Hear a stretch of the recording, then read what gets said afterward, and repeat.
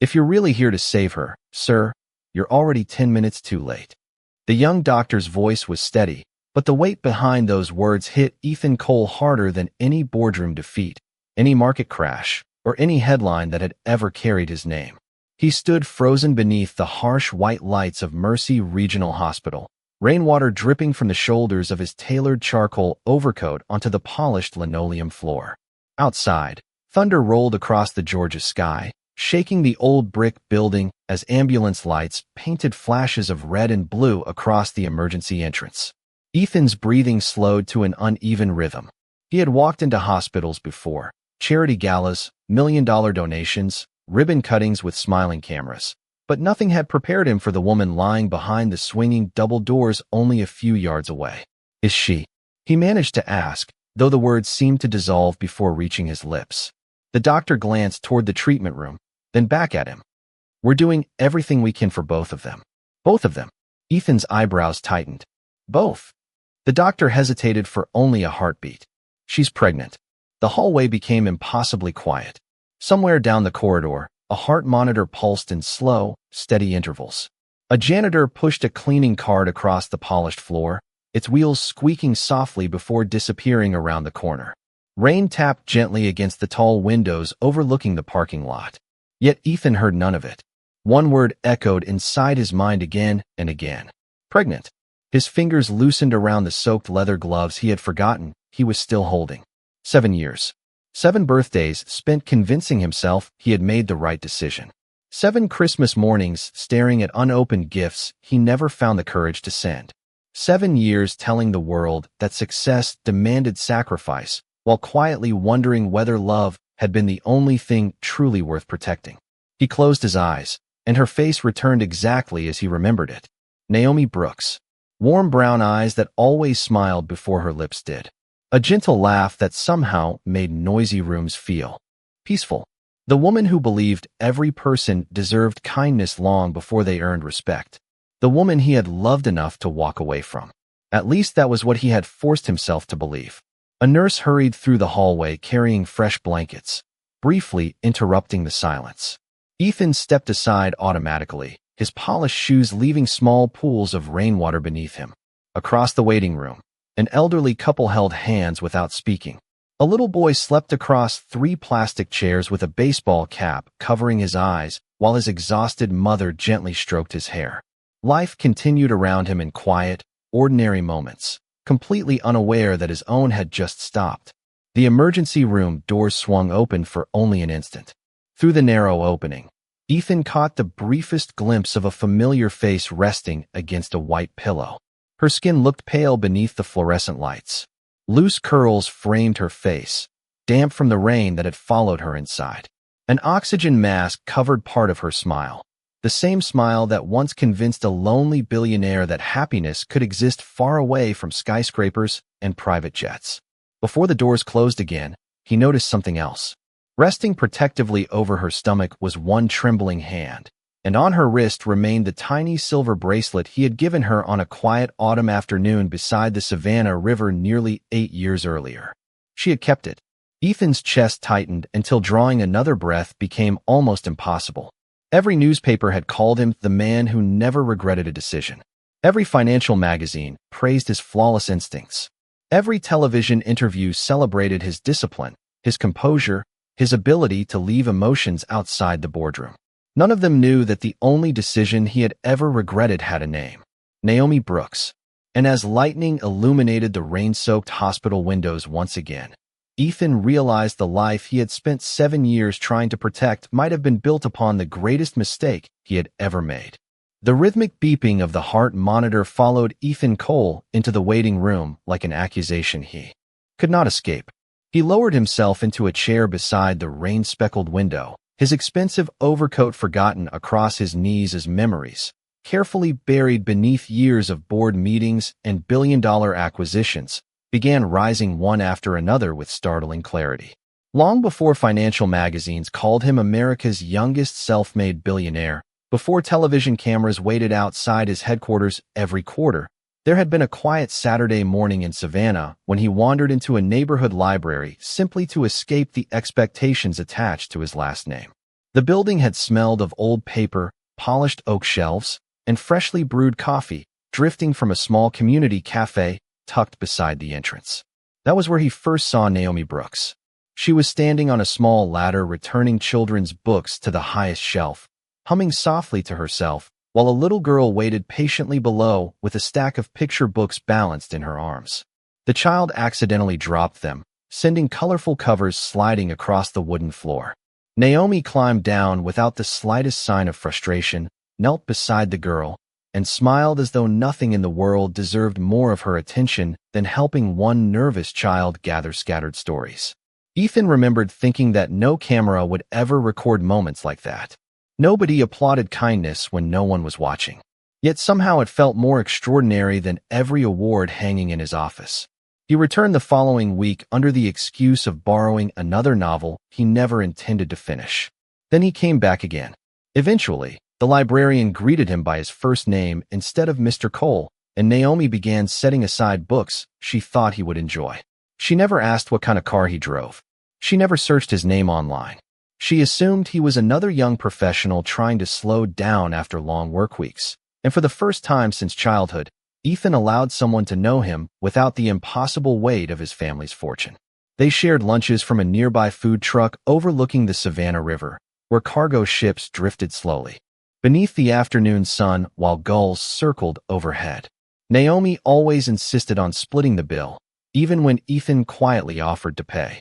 She believed generosity should never become obligation.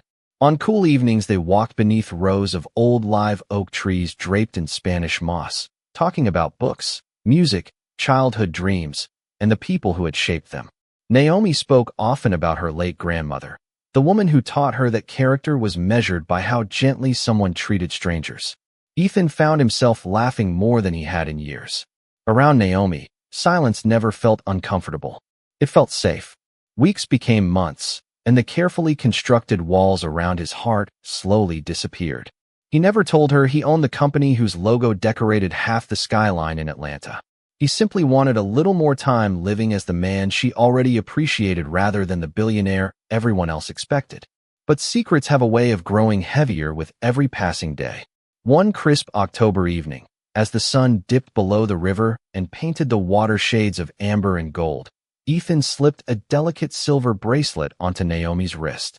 She traced the tiny engraved compass charm with her fingertips and laughed softly. "A compass?" she asked. Ethan smiled. "So you always remember that no matter where life takes us, I will always find my way back to you." Naomi looked into his eyes with complete trust, unaware that beyond the peaceful riverfront, forces far larger than either of them had already begun deciding how impossible that promise would soon become. The promise Ethan made beside the Savannah River lasted exactly 12 days before the world he had tried so desperately to escape finally found him. It began with a single photograph. Someone recognized him leaving the library with Naomi, and by the following Monday the image had quietly reached the executive offices of Cole Global Holdings in Atlanta. Ethan had barely stepped into the top-floor boardroom when he noticed the unusual silence. The floor-to-ceiling windows reflected a gray autumn morning, and the polished walnut conference table stood untouched except for a single envelope. Resting in front of his chair, at the far end of the room sat Richard Cole, his father, wearing the same calm expression that had unsettled investors for decades. Nothing in the room felt accidental. Nothing ever did when Richard Cole was involved. "Sit down," his father said quietly. Ethan remained standing. Richard slid the envelope across the table. Inside were several photographs of Ethan and Naomi walking through Forsyth Park, sharing coffee outside the library, laughing beneath the old oak trees. Every private moment had been carefully documented. Ethan slowly looked up. "You had us followed." Richard folded his hands together without denying it. "I had the future of this company protected." Ethan felt anger rising inside him, but he refused to let it show. His father believed emotions were weaknesses that competitors could exploit. "She has nothing to do with the business." Richard studied his son for a long moment before speaking again. "You believe that because you still think the world separates love from power. It does not." Ethan turned toward the windows, staring at the Atlanta skyline disappearing beneath low clouds. "I love her." The words hung in the room with complete certainty. Richard did not flinch. That is precisely the problem. He stood and walked toward the window until they stood side by side, overlooking the city below. Next month, we finalized the largest international merger in this company's history. Every newspaper in America is waiting to write about the Cole family. Investors expect stability. Politicians expect influence. The board expects discipline. He paused before adding, they do not expect the future chairman to build his life around a woman whose background will become tomorrow's headline. Ethan slowly turned to face him. You mean a black woman? Richard answered with careful restraint. I mean someone the public will use to question every decision you make. Fair or unfair, perception shapes markets. Ethan shook his head. No, people like you shape markets. Silence settled over the room.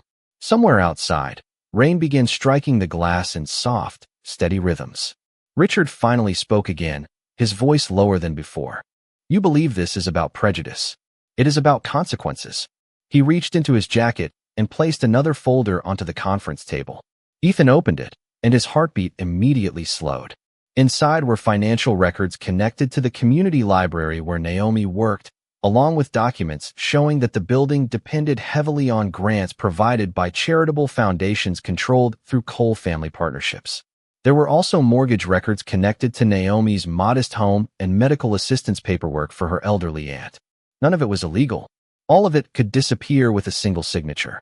Richard did not raise his voice. If you continue this relationship, every organization connected to her will lose our support before the end of the quarter. The library will close. Her family will face debts they cannot repay. She will never know why. Ethan stared silently at the papers, his reflection trembling across the polished table beneath the cold boardroom lights. In that unbearable moment, he understood the terrible choice standing before him. He could fight his father and watch Naomi's entire world quietly collapse around her. Or he could become the villain in her story and leave while she still had a future to protect. As thunder rolled across the city beyond the glass, Ethan closed the folder with shaking hands, already knowing which heartbreak he would choose. 3 evenings later, Ethan parked his truck 2 blocks away from the Savannah River, choosing to walk the remaining distance alone. The small riverside cafe glowed beneath strings of warm lights, swaying gently in the cool October breeze. It was the place where he and Naomi had celebrated little victories that nobody else would have considered important. She had once laughed for nearly 5 minutes because he had accidentally burned grilled cheese sandwiches while trying to surprise her after work. She had framed a handwritten note he left inside her favorite novel simply because, as she liked to say, ordinary moments deserve to be remembered too. Tonight, every familiar detail felt painfully distant. Naomi was already waiting at their favorite table overlooking the water, wearing a soft cream sweater beneath her light brown coat. The silver bracelet still rested around her wrist, catching the last golden rays of sunset. When she saw Ethan approaching, her smile appeared instantly, effortless and genuine. It was the same smile that had carried him through impossible weeks, and knowing he was about to erase it nearly stopped him from taking another step. She stood and wrapped both hands around the warm cup of coffee she had ordered for him. You are late, she teased softly. I was starting to think one of your mysterious meetings finally won. Ethan forced the smallest smile, but it disappeared before reaching his eyes. Naomi noticed immediately. She always did. Her expression shifted from playful to concerned. Ethan, what happened? He looked beyond her toward the slow-moving river, unable to meet her eyes. Every honest word he wanted to say had become impossible. Every lie waiting on his tongue felt heavier than the truth. He remembered his father's final warning only hours earlier. The library, her family, her future. He swallowed quietly before speaking. This has gone far enough. Naomi blinked in confusion. What do you mean? Ethan kept his voice carefully controlled, though every sentence felt like breaking something inside himself. Us. I should have ended this weeks ago. She stared at him, searching his face as though she had simply misunderstood. Is this a joke? No. His answer came quickly because he knew hesitation would betray him. I let myself get carried away. We come from completely different worlds, Naomi. I cannot keep pretending that does not matter. The evening breeze lifted loose strands of her hair across her face. She tucked them behind her ear without taking her eyes off him. You told me none of that mattered. Ethan lowered his gaze. I was wrong. Silence settled between them. Around them, Families laughed over dinner. A street musician quietly played an old acoustic guitar near the waterfront, and sailboats drifted peacefully across the fading orange reflection of the sunset. The ordinary beauty of the evening only deepened the ache growing inside both of them. Naomi's voice became barely louder than the wind. "Look at me and tell me you never loved me." Ethan closed his eyes for the briefest moment before forcing himself to do exactly that. He looked directly into the eyes of the woman he loved more than his own future and quietly said, "I thought I did. I was mistaken." The words landed with devastating stillness. Naomi did not cry immediately. She simply stood there, trying to reconcile the man before her with every memory they had built together. Her fingers slowly slipped toward the silver bracelet resting on her wrist. She carefully unclasped it and placed it on the table between them. "Then I was the only one who believed your promise." Ethan felt every instinct inside him begging to stop her, to tell her everything, to take her hand and never let go. Instead, he stepped backward. "You deserve someone whose life is simpler than mine." Naomi nodded once, not because she agreed, but because she finally understood that the conversation was over. She picked up her coat, whispered a quiet goodbye that almost disappeared beneath the sound of the river, and walked away without looking back. Ethan remained standing beside the empty table until darkness settled across the water. Only after she disappeared beyond the oak-lined walkway did he allow the tears he had hidden from her to fall, knowing he had just become the man she would remember for breaking her heart while believing, with every shattered piece of his own, that losing her was the only way left to save her. The weeks that followed passed with the quiet certainty of seasons changing whether anyone was ready or not. Naomi Brooks stopped waiting for Ethan to call after the first month, stopped checking the little neighborhood cafe after the second, and by the beginning of winter, she packed the few belongings that carried too many memories into plain cardboard boxes. She accepted a position as an elementary school librarian in a small Georgia town nearly 200 miles away, where nobody recognized her face and nobody knew the story behind the gentle woman who always greeted every child by name. The silver bracelet no longer rested on her wrist. Instead, she placed it inside a wooden keepsake box beside her grandmother's old Bible, unable to throw it away but no longer able to wear it. On a cold January morning, Naomi sat quietly inside a doctor's office after weeks of unusual exhaustion and persistent nausea.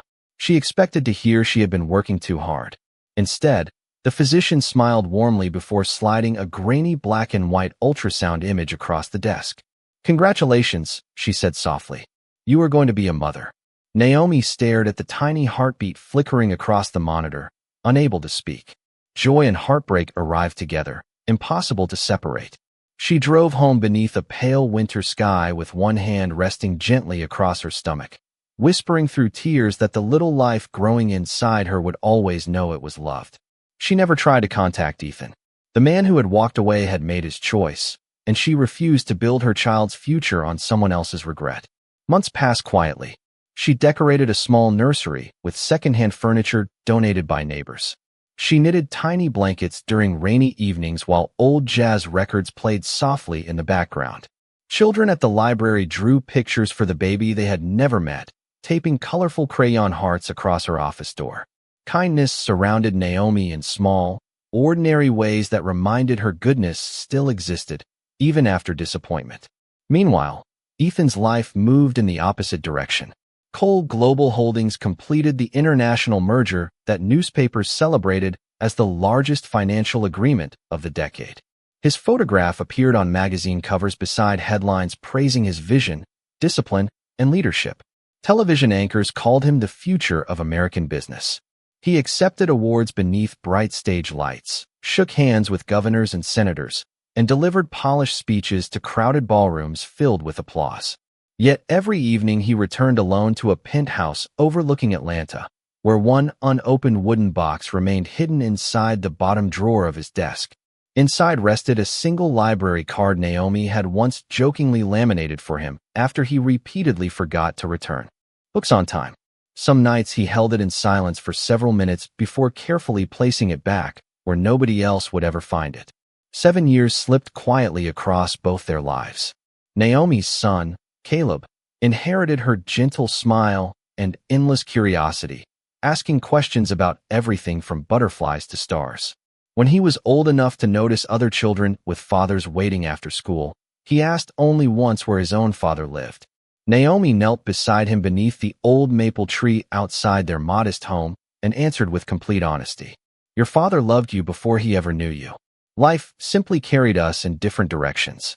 She never spoke with bitterness because she refused to let pain become part of her son's inheritance. Then, early one autumn morning, after walking Caleb to school, Naomi paused halfway up the library steps as an unexpected wave of dizziness forced her to grip the handrail. It passed within seconds, but similar moments returned over the following weeks. At first she ignored them, believing stress and long hours were to blame.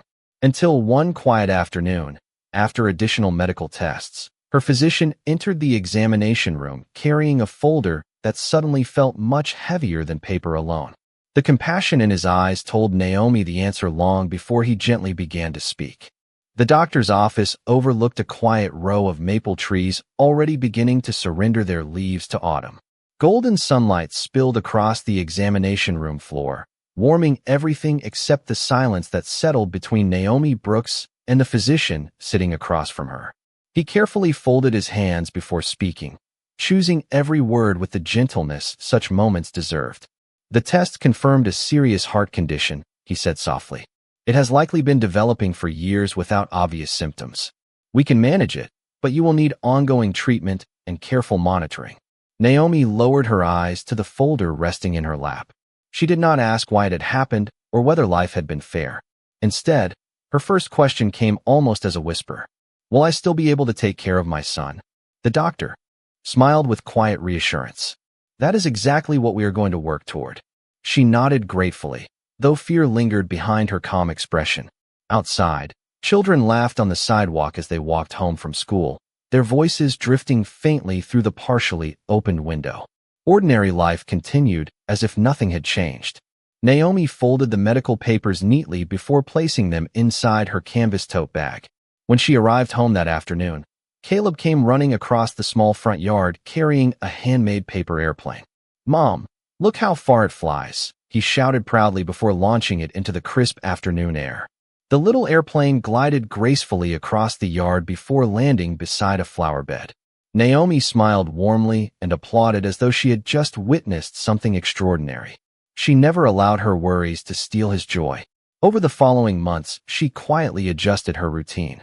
She accepted fewer extra hours at the library, learned to rest when her breathing became difficult, and faithfully attended every appointment without complaint.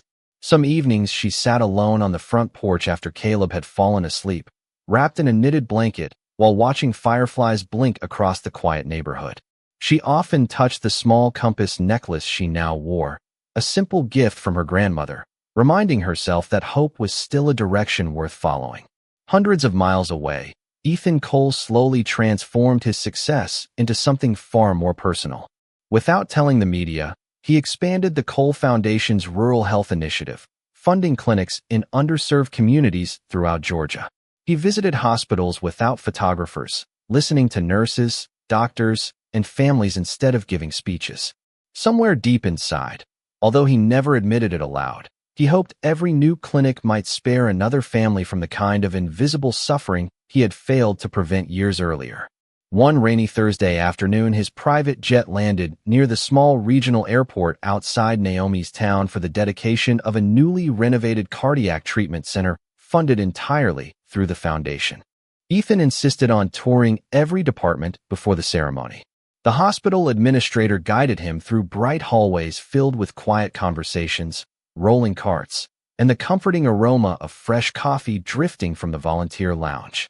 Patients smiled politely as he passed, though most had little interest in the famous businessman walking among them. Ethan preferred it that way. Near the outpatient registration desk, a little boy with dark curls sat carefully coloring a picture of a lighthouse while swinging his sneakers above the polished floor. Every few moments he glanced toward the examination rooms, waiting patiently. Ethan slowed his pace without understanding why. Something about the child felt strangely familiar. The boy looked up with warm brown eyes that carried a kindness Ethan had not seen in years. Their gazes met for only a second before a nurse gently called, "Caleb, Your mother is ready for you now." The little boy gathered his crayons, smiled politely at Ethan, and hurried through the hallway. Ethan watched him disappear around the corner, unaware that with every quiet step the child had just led him closer to the truth that would forever change both of their lives. The hospital corridor felt strangely smaller as Ethan watched the little boy disappear through the doorway marked cardiology consultation. For reasons he could not explain, his feet refused to continue toward the ceremony waiting downstairs. The administrator noticed him lingering beside the nurse's station and offered an apologetic smile. "We can continue whenever you are ready, Mr. Cole." Ethan nodded absent-mindedly, but his attention remained fixed on the closed door at the end of the hall. "The boy," he asked quietly, "is he here often?" The administrator glanced toward the chart on the reception desk before answering. "His mother has been receiving treatment here for several months. She tries to schedule appointments after school so he does not miss class."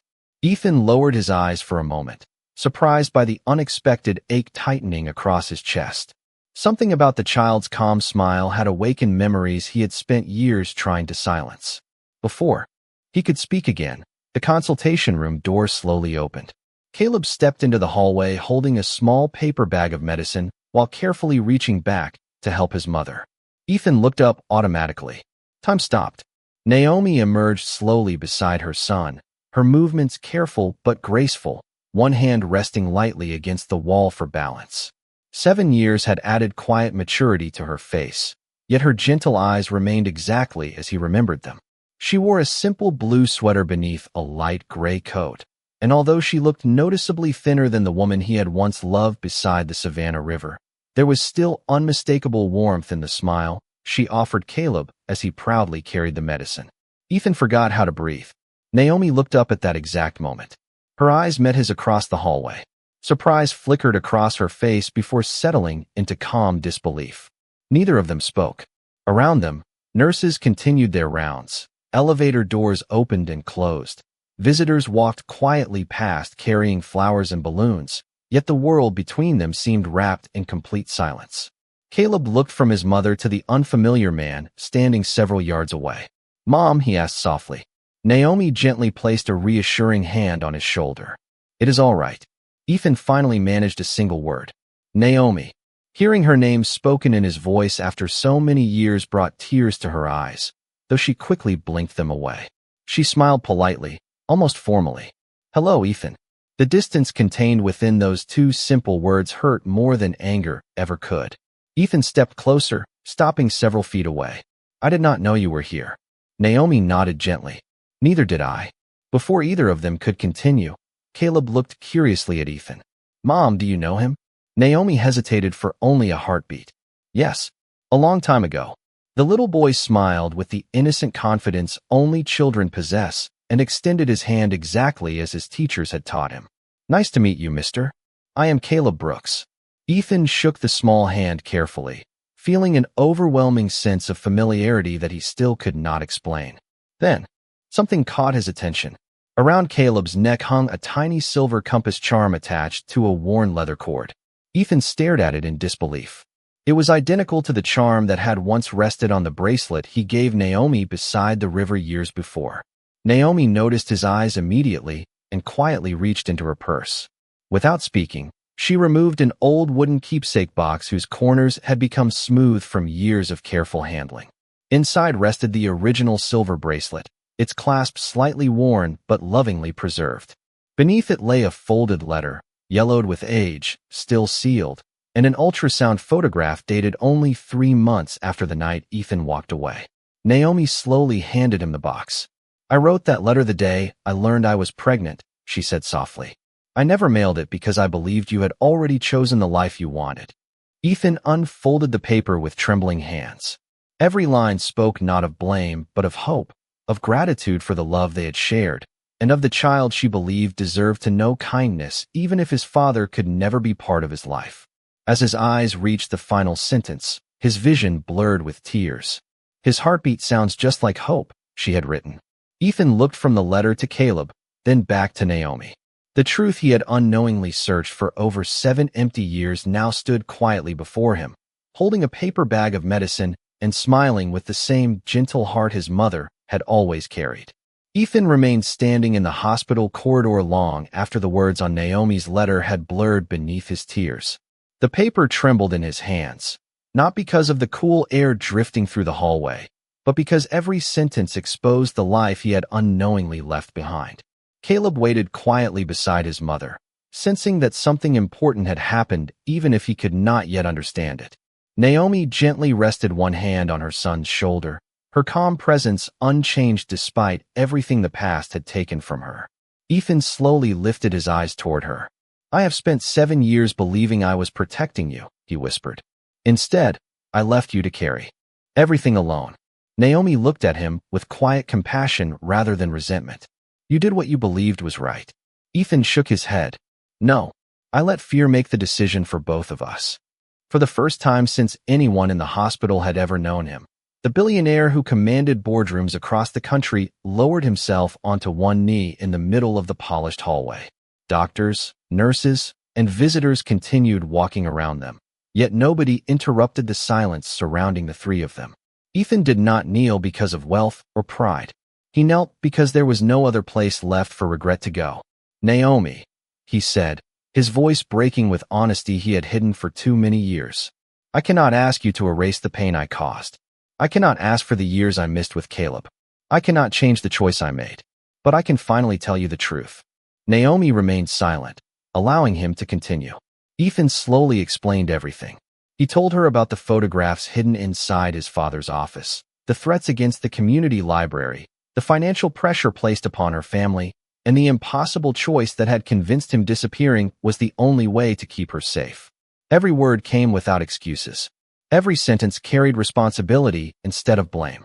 When he finished, the hallway felt impossibly still. Naomi closed her eyes briefly, remembering that final evening beside the river, the coldness in Ethan's voice, the bracelet resting alone on the cafe table, and all the nights she had wondered how love could disappear so quickly. Now, for the first time, the missing pieces quietly settled into place. Tears slipped gently down her cheeks, not because the memories stopped hurting, but because they finally made sense. Caleb looked up at his mother with concern. "Mom, are you all right?" Naomi smiled softly and wiped away her tears. "Yes, sweetheart. Sometimes the truth takes a long time to find us."